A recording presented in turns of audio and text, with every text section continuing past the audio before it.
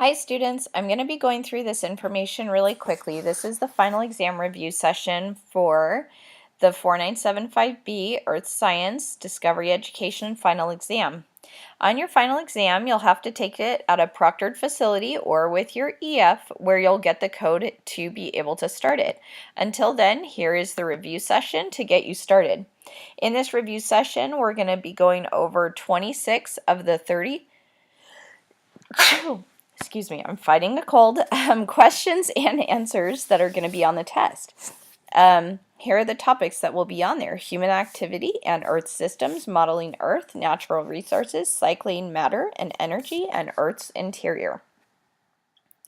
So we're going to go ahead and get started. You might have to rewatch this video several times because I have to keep the time to less than 15 minutes or it won't upload to YouTube. So I'm so sorry for the people that I'm going way too fast, but maybe that's a good way to watch it multiple times till you can get the right answers before I can say it. Some of them are written poorly, like this first one as far as what you can see on the PowerPoint, but it won't be like this on the test.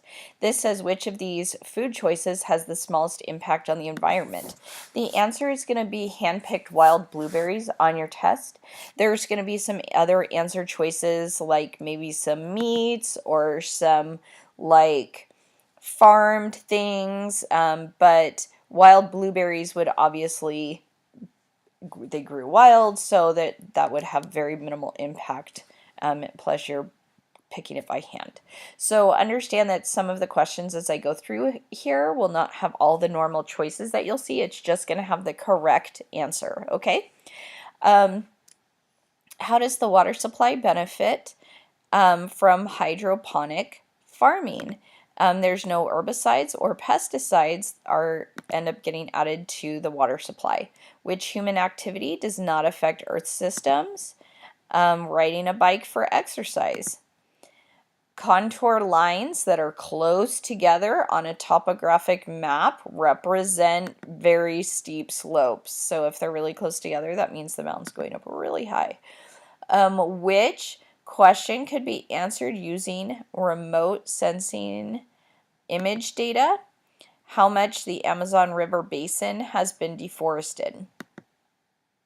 Which statement best describes why it's incorrect to describe the Earth's shape as a perfect sphere? The Earth's equatorial diameter is greater than its polar diameter. Which two reference points are necessary to determine the exact location of an island? It is the latitude and the longitude. What's the best strategy for replacing fossil fuels with renewable resources in a particular area? Obtain energy from a combination of resources that may be used sustainably in that area. Which statement best explains how clear-cutting rainforests could make a renewable resource non-renewable? Clear-cut areas are no longer able to support the growth of rainforest trees. If a chemical spill reaches groundwater, the availability of which resource would be reduced for people in that area? That would be drinking water. Which is a problem that results from global dependence on non-renewable resources? Basically, that's going to have a list, and so all of the above are going to be problems that result from global dependence on non-renewable resources. Which of the following correctly describes how photosynthesis affects two different cycles on the Earth? During photosynthesis, organisms absorb water from the soil and remove carbon in the form of carbon dioxide from the atmosphere. An ecologist notes an increase in algae growth in a river adjacent to a farm that uses fertilizers. What can she infer with this information? And on this one, there's going to be two things, so it's going to be both A and B are valid inferences, okay? Probably that the farm, is causing this growth, and that if the farm went away or something, that the growth would decrease. A geologist notes a metamorphized rock in the field. She concludes the rock was changed by being heated. How was the heat most likely transferred? That would be conduction. Which of the following is best explained by the Earth's tilt. People in the northern hemisphere experience summer when people in the southern hemisphere experience winter. When people in the northern hemisphere experience summer, people in the southern hemisphere experience winter. What do the lithosphere and upper mantle have in common? They have similar textures. They're both brittle. Which statement best explains why Earth's lithosphere is broken into tectonic plates? The brittle lithosphere cracks under pressure from the moving asthenosphere. What statement best describes the Earth's core? The outer core is liquid and the inner core is solid. What process drives mantle convection? The transfer of thermal energy from Earth's core towards its surface.